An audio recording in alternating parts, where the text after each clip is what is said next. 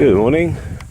I'm going to try and change the crankshaft front sill on this TEA20. Let's see, but I think it's gone because there's all oil around the bottom pulley.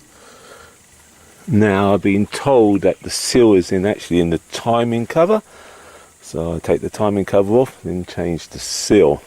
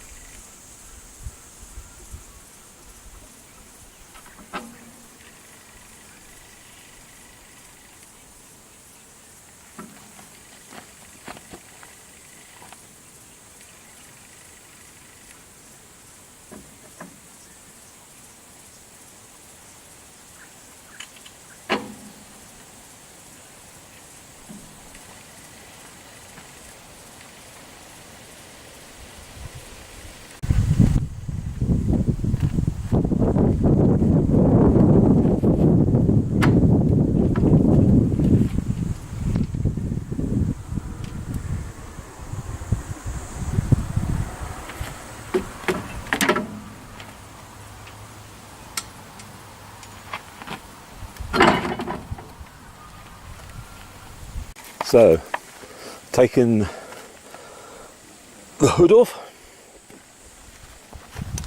Now, undone the two bolts holding this thing on. Now, good idea that when you take nuts and bolts off and you aren't working that area, stick them back in. Now, at the front, I took off the steering linkage from the front because I think it's easier to take it off than from the back. Do that on both sides. Again. Okay.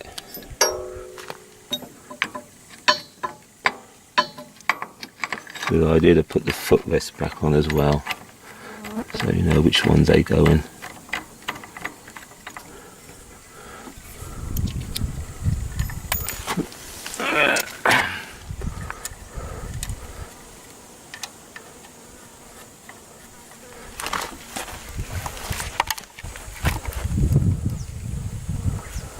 Another thing I did was drain the radiator through this tap here. Disconnect the stay bar for the radiator, undo the top mount separator, undo the bottom mount, bottom tube separator. These are were a bit tight, so I had to use a screwdriver underneath just to loosen the rubber from the metal. As I noticed before, I've been attaching skits and a bit full of grass, the radiator has. It's hard to get to clean it with the bonnet on. Now what we have to do is two big bolts there and one small bolt down there on both sides. We have to separate them. First though, we have to put a jack underneath the sump, jack it up so the weight's off the wheels, undo the bolts, and then we wheel the complete front end forward.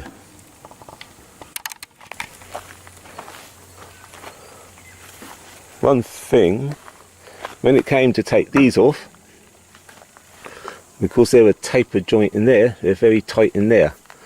First of all, I tried to use a hammer and wood drift, couldn't touch. In the end, what I had to do is put one of these things there force it up, and then it popped off on both sides. I do the same. When you do this, make sure you leave the nut on the thread so it doesn't damage the threads when you do it. Now I've separated the front end, the axle and the wheels from the thing. Now because this is going to be supported on the jack, you put the jack just there. It's just in front of the sump plug, as it's detailed in the Haynes manual. Now, because I don't trust, it'd always be good to be secure, I also stuck a load of wood underneath the front of the gearbox, so that if the jack does start going down, it will start going on the wood. Plus, as well, of course, I'll put the rear brake on as hard as I could, and also as well it won't go in because I've got this heavy slasher attached at the back which should stop it moving forward. Now of course when you undo these 4 bolts, don't stand in front of the wheels when you undo the last one, because they will start rolling forward. I've gone and put some wood in front of the wheels to stop it rolling forward, and it did. So what it's done, as I released it, it's come forward like so. And I'll tell you something, these are quite, this is not light. So now I moved the wheels because they are quite heavy. They're going to be quite heavy to lift up and put back in again. So I only moved it forward enough so I can work on it. Now I've taken the bottom flywheel, bottom pulley I should say, bottom pulley off. Now it's held in by this, which is the starter thing, hand starter. Now it's supposed to have these one of these tab washers is supposed to be bent up, and none of mine were. So the one thing you see if one of these is bent up and knock it back down again. Now I had to use 36mm box spanner fitted it. It seems you put it in 4th gear, put it on there, get a nice long metal bar rod to go through these holes, and then push down on it. I didn't think mine was going to go, and suddenly it just went. Now I disconnected the governor thing at the top here. Now it says in the book to disconnect the governor up here, but this is just turning. So now I've taken the fan belt off. Now it doesn't say in the book, but I'm sure you have to take this off, because the timing cover is there's a bracket. Where is it gone? There it is. There's the bracket coming for the dynamo or alternator, what they call it, and there's a bolt goes through there, and the cover's supposed to come this way. So I'm going to take off that as well, even though no one says anything taking it off. Now when you come to take this pulley off, it's actually keyed on. Now use whatever means you want to leave it off, but be aware that if you use a metal hammer on it, don't tap too hard, because it's only cast and it will break, and then you don't want to do that. Now I've taken off all the bolts I can see. Rather annoying is that 2 of the bolts I found are different sizes. They're all 1/2 inch, except for that one, which is a Whitworth head, and one of the ones holding this one on seems to be metric. And some of these bolts, the other bolts, looks like they've been in there. It looks like well, obviously this has been on and off a few times, so I should imagine it's live, and they've used non-standard bolts and stuff to go on there.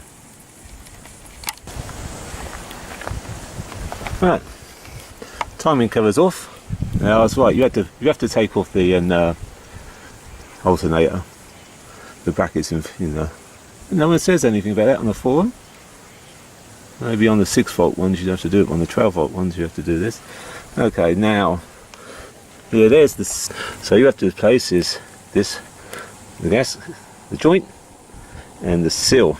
Now, there it is there. I don't really know if you can see anything, if there's anything obviously wrong with it.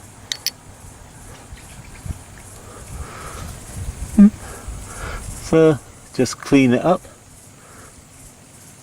Now, with the governor, instead of taking it off there, just through a clovis pin, what they call it, which is very awkward because the thing hole spins.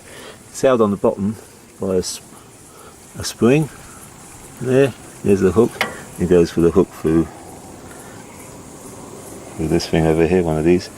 I just unhooked it from there.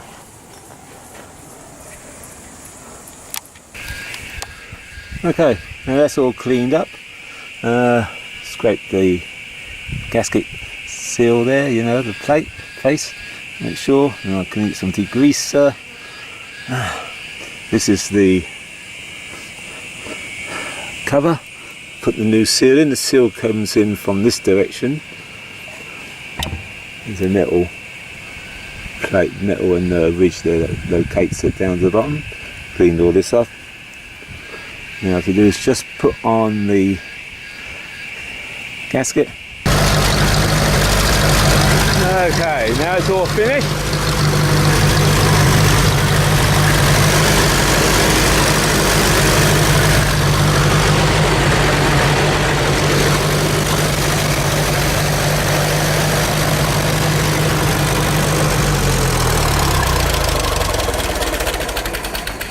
Okay, now one thing, two things actually. Now one thing, when you lift up the front end to connect it, I never checked until after I put the bolts in, but I had this on both sides under this, and one of them I couldn't raise up, so I had to go on the other side to go and take it from here and bring it out. So when you go to put it up, make sure that this is on the bottom and this is clearly on the top. And as I said before, when I took this off, it is heavy and it is potentially a bitch. When it came off, I lifted it up and it had swung over sideways by about 2 inches. Lucky I got a big crowbar down there, and I was able to lift her up, hold her up and stick her underneath and crowbar it over. Besides that, and well, it's taken me about, I don't know, over 3 hours, not much over 3 hours. I spent a third of that time was cleaning the thing because of all the shit down there. Now, tools you need a trolley jack to lift up the front, degreaser, obviously the seal and the gasket. Now, it's all AF stuff. It should be all AF. Anything from, well, you need 7/16 to 11/16 basically. So if you go a set of AF spanners and some sockets in between, you need a hammer to persuade stuff to come off. You need this. Now I use this box spanner to undo the main and the bottom pulley. Now I believe you've got the starting handle. You can use the starting handle and do it, but I don't know how to use that. Piece of wood to persuade stuff to come by. Another little crowbar to assist stuff to come off. Pair of pliers to undate the split pins out. Screwdrivers to undo the hose clamps. A scraper blade to clean the gasket surface and get all the other shit off, and rags, and you'll need an antifreeze, and that's it.